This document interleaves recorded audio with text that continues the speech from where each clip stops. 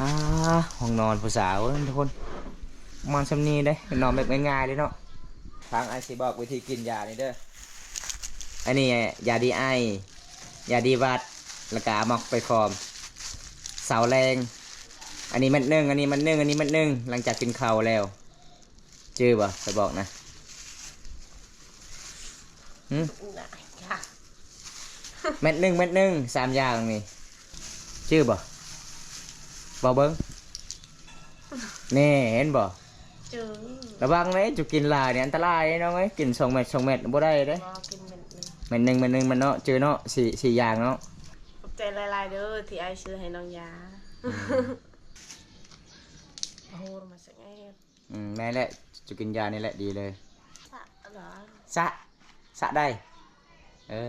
เพิ่นบ่ได้ยันเข็มเด้ เอาเข็มใหญ่ๆแล้วดูดเลือดโลดปูดถังเท้านี่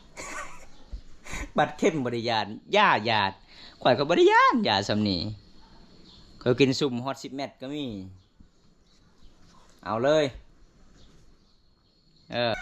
ผมก็เลยลงจากจักมือเลยจะบริลงตารางสามันเป็นนำในหน้าพลเนี่ยอากาศมันเย็นเลยก็เลยเป็นหวัดเป็นไอบอนนอนเจ้านำผ้าห่มเจ้าต้องซักแน่ไปมือได้ก็เห็นผ้าห่มบริซัก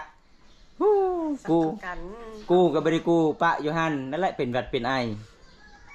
เดือนหนึ่งมีชักเทื่อจะซักเมื่อเป็นปีหนึ่งเทื่อหนึ่งว่าจะซักนะ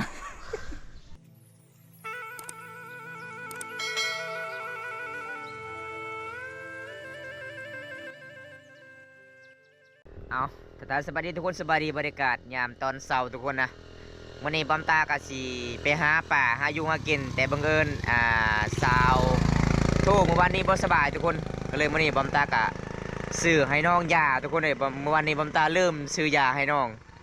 วันนี้ก็คือบอมตากะจัดให้อีกตามคำขอผู้ใหญ่ใจดีจากประเทศไทยทุกคนเลยเมื่อวานนี้บอมตาเริ่มซื้อยาพาจากไปฝนตกทุกคนเลยก็เลยมื้อนี้บอมตากะมาซื้อต่ออีกมาส่งต่ออยู่บ้านน้องทุกคนนี่จะเป็นเส้นทางลัดพี่น้องเส้นทางลัดจังไดกะบอมตาก็ขอโทษน้ำละลายผู้ใหญ่ใจดีจากประเทศไทยให้บอมตาซื้อยาไต้หวันนี่แต่บอมตาลืมซื้อทุกคนเลยยามฝนตกเนี่ยพาวแต่ยักไปมื้อนี้บอมตากะเดินทางเข้ามุ่งหน้าบ้านซอโทหลังจากนั้นบอมตากะสิไปหาป่าทุกคนเลยเก็บอุปกรณ์โดนแล้วบ่ได้ไปล่าป่าหาอยู่หากินในนาพลเลาะชนบทบ่ได้ทุกคนไปน้ำกันเลยพี่น้องเลยไปอยู่ที่หมู่บ้านเก่งอะลอง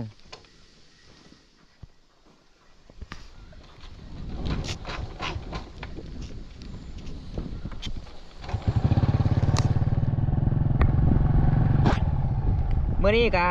พ่นฟ้าอากาศกระตกไฟฟอยอยู่ทุกคนบอมตากะจัดให้เลยพี่น้องจัดให้ตามผู้ใหญ่คำบริจาคกับยำผู้ใหญ่บริเสียใจบอมตาก็ต้องไปตลอดเลยทุกคนไปหาน้องคนนี้พี่น้องเลยคนตกไฟฟอยเลยเมื่อนี้กะซีมานหรือบ่อหาปลาโดนแล้วบ่ได้หาอยู่หากินมีแต่ไปชนบทแต่ช่วงนี้ในนาพลไปบ่ได้ทุกคนก็เลยหาอยู่หากินแน่วิวช่วงนี้ก็บ่ค่อยดีบางคนก็เศร้าเฮ็ด YouTube แล้วพี่น้องวิวบ่ค่อยดีกะมันก็เสียเวลาพี่น้องปะเวียกปะงานแต่บอมตากะใจมันมักก็ต้องเฮ็ดเพื่อ FC ได้รับชมแล้วก็เพื่อ FC ส่งกำลังใจมาโดยตลอดก็เลยต้องเฮ็ดคลิปแต่ละคลิปทุกคนเลยให้ FC ได้รับชมเป็นชนบทบ้านเฮาเป็นดำรงชีวิตเป็นเดิมเลยทุกคนอันนี้เส้นทางลัดเด้อทุกคนเส้นทางลัดเด้บอมตากะบ่ได้ไปแล้วทางสะพานไม้ไล่ก็นำเอาไปแล้วพี่น้องเอ้ยพังไปแล้วพี่น้องระวังกลางเลยทุกคนไปหาน้องสาวคนก่อนหลังจากนั้นกะสีออกจากบ้านน้องกะสีไปล่าปลาทุกคนเลยเห็นเขาเจ้าได้ปลาแซวเพราะว่าน้ำมันช่วงนี้กะน้ำเริ่มขึ้นหลายก็เลยเขาเจ้าได้ปลาหากินแน่วิวบ่ค่อยดีเงินเดือนก็บ่ค่อยดีครับมีเงินกะซื้ออาหารในเมืองทุกคนอันนี้เงิน2 เดือนกับบ่ได้100 เหรียญโอ้ยพี่น้องเอ้ยตายเอากระเจ้าฮากะปล่อยเบ้สู้หิมเบ้ไหมแกบรรยากาศยามตอนเช้าบางคนกะไปเลี้ยงแบ่ดำรงชีวิตนี่แหละทุกคนในบ้านนอกบ้านนาบ้านเฮาสุดบดลาว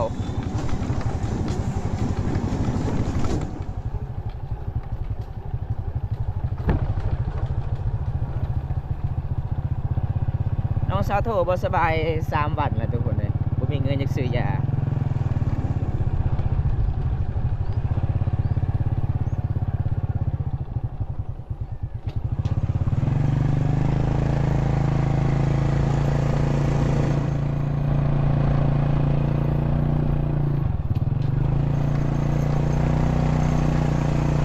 มีแต่ใบดุไม่ดูมันเจ้าของอยู่นี่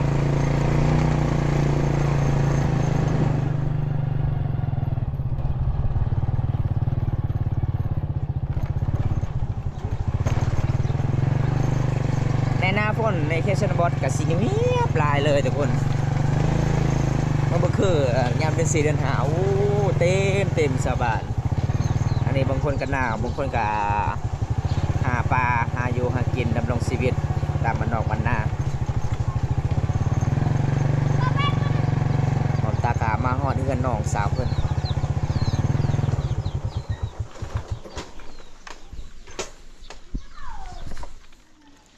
สบายดีใส่เอ่ยเจ้าน่ะอยู่เฮือนบ่เอ่ยเจ้าบ่สาวโทอยู่เฮือนเจอเบะอิหยังเจอเบะน่ะนอนตลอดนิสัยโอ้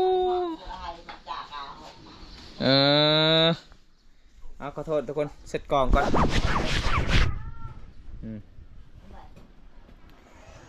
มาหอนเพื่อนน้องแล้วตอนนี้เฮ็ดยังมึงเถอะเจ็บมือนี่บ่จะเอายายังบ่มาใส่นะจะเอายายัง anh nhà chờ đã ghi nè แม่เพิ่นเจ็บมือทุกคน nè nè luôn ภาษาบ้านเฮาเอิ้นจักอีหยังมันกัดอันนั้นเนาะมันครบตลอดเนาะในมือเนาะ đặt đường มันเป็นยิงยักทุกคนเลยมันกัดตลอดเลย đều nửa đây là cái thập mà tràn thì เอาเดี๋ยวไปหาลูกสาวเพิ่นก่อน họ ăn nhột ở mày dọa nè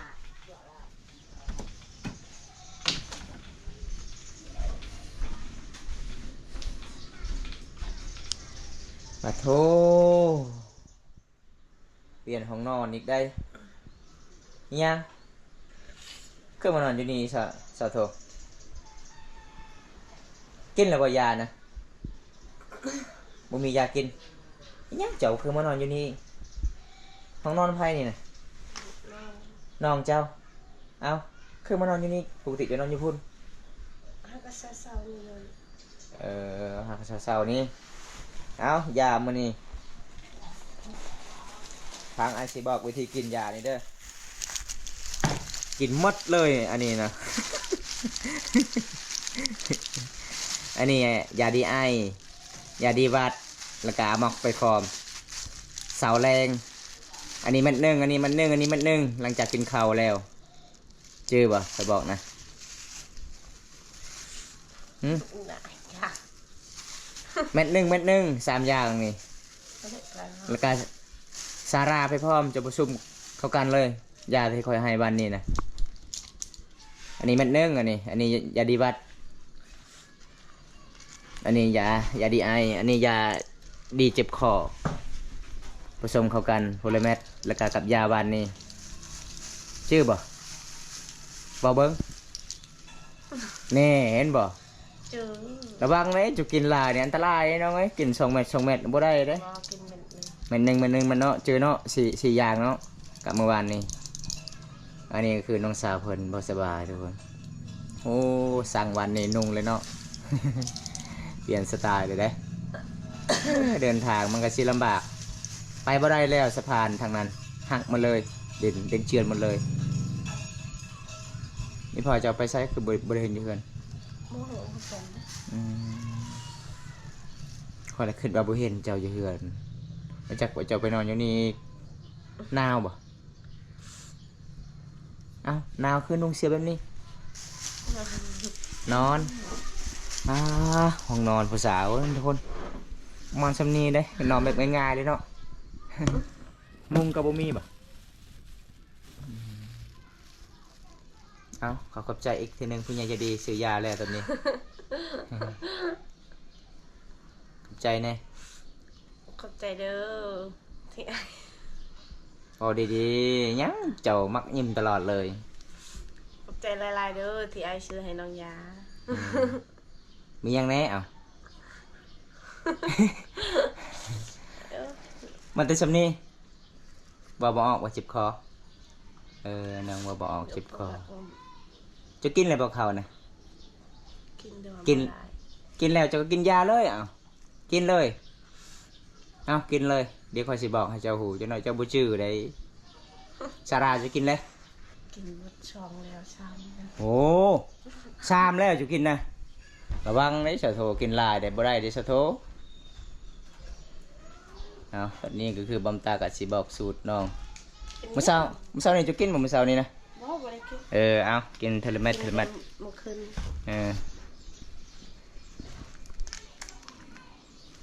จะกินประมาณมื้อหื้อนี่เช้าโลดขอเจ้าเคยประชุมแบบนี้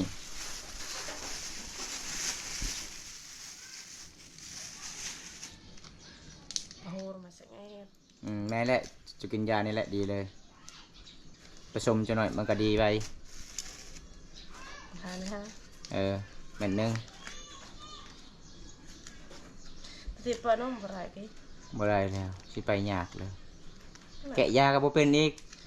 น่าเกือบไปโอเค ไปใช้ เลยไอ้กลุ่ม ไปเข้าเมือง ได้อยู่คันไปนะเหม็นนึงอะนะ มันก็ลำไปนี่ อะมอกไม่ลำปี อันนี้เหม็นนึงบ่ฮอด2 มื้อดีโลดจะเป็นไอ เรารับลื่นเนี่ยไหน โอ้สำนันกยานอีกกันจะยันกินยาเขาสิซักเจ้าเข้มซะซักบ่ยาบ่ ลื่นสะเหรอ สะได้เพิ่นบ่ได้ยันเข็มเด้ เอาเข็มใหญ่ๆแล้วดูดเลือดโลด ปูดขังเท้านี่ บัดเข็มบ่ได้ยานย่าหยาดข่อยก็บ่ได้ยานยาซำนี้ข่อยกินซุ่มฮอต10 เม็ดก็มีเอาเลยเอ้ย เอา เป็นยังได้บัดนี้เข้าทองแล้วจะกินข้าวเลยคันมันยังบ่ได้กินข้าวนี่กินบ่ได้เด้ซะโทมันแห้งได้กินข้าวเช้าแรงหลังจากกินข้าวแล้วก็กินยาในนั้นเด้อชื่อเด้อค่อยบอก กินไฮเบิร์ดเนี่ย บ่โดน2 มื้อจะกินเช้าโลดคันเจ้าบ่เชื่อเจ้าบ่เอิ้นเลยชื่อข่อยนะข่อยก็เป็นหมอคือกันนะข่อยไปเรียน2 ปีกันเด้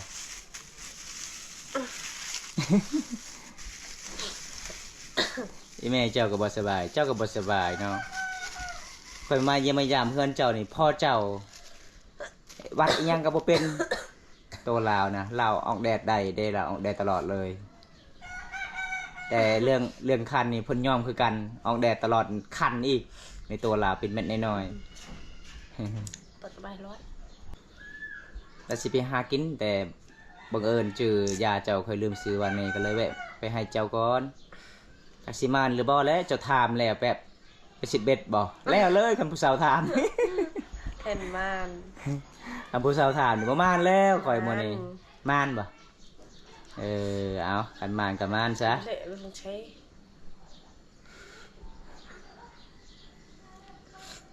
จากมองเจ้าสิเข้าเมือง บูฮูนะ ไปกับใคร มีรถ มีรถอีกย่างแล้วนะลอยนำเสียละนองโลดผู้สาวบ่มีรถก็ลอยโลดเคยเห็นเขาเจ้าลอยไปเอาปลาล่าที่แถวนั้นอยู่แกงบ้านเจ้าเนี่ยล่าดีเขาไปเอาปลา ผมก็ได้ลงจากรถ จักมือเลยเจ้าบ่ได้ลงตาราง 3 มื้อ 4 มื้อเลยเนาะมันเป็นนำในหน้าพลเนี่ยอากาศมันเย็นเด้ก็เลยเป็นหวัดเป็นไอบางคนก็เจ็บคอบางคนก็จมูกไหลเป็นหวัดคำผู้ใดบ่ได้รักษาสุขภาพบ่ได้ดูแลสุขภาพในหน้าพลนี่อันตรายเ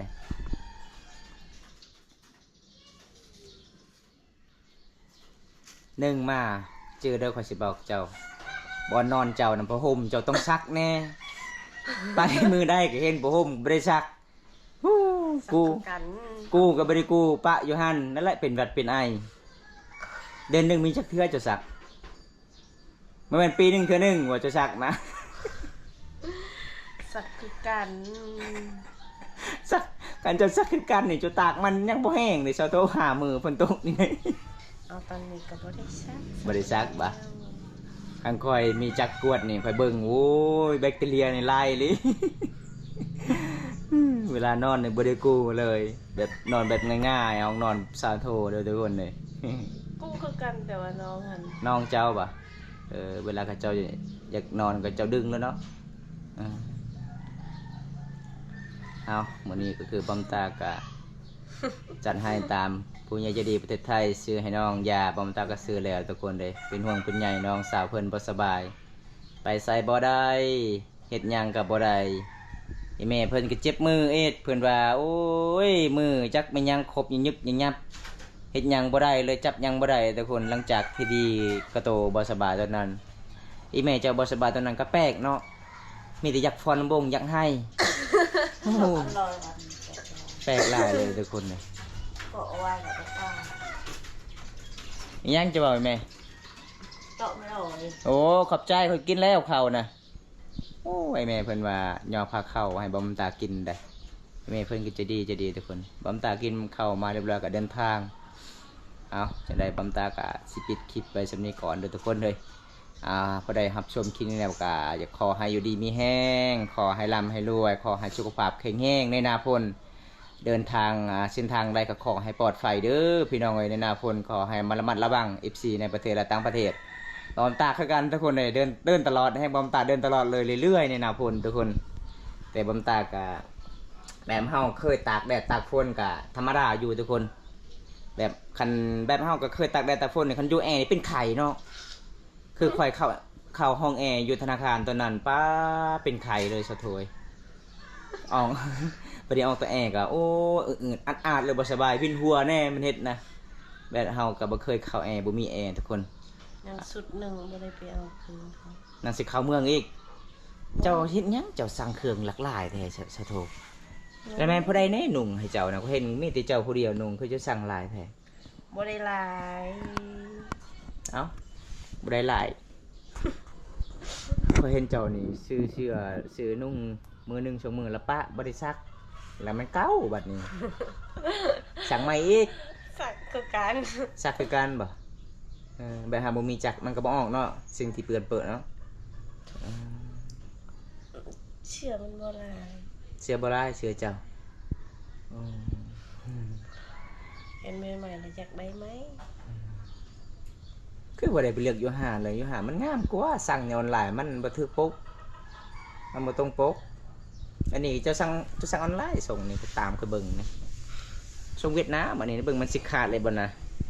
โอ้อยู่กลางพุ่น เฮ้ย พี่ต่อ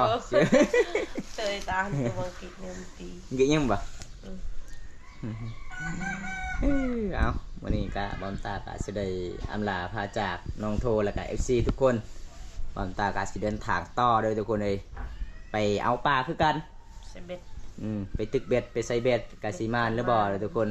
บอมตาก็ยังบ่ฮู้คือกันโดนแล้วบ่ได้ลงน้ำลงเซเมติลิเที่ยวชนบทเพราะว่าช่วงนี้วิวก็บ่ค่อยดี 2-3 เดือนก็ได้แต่100เหรียญโอ้มันบ่คุ้มน้ำมันทุกคนเลยบอมตาก็จำเป็นคิดฮอด FC ไลน์ก็เลยถ่ายให้ FC ได้รับชมคลิปตลอดเลยทุกคน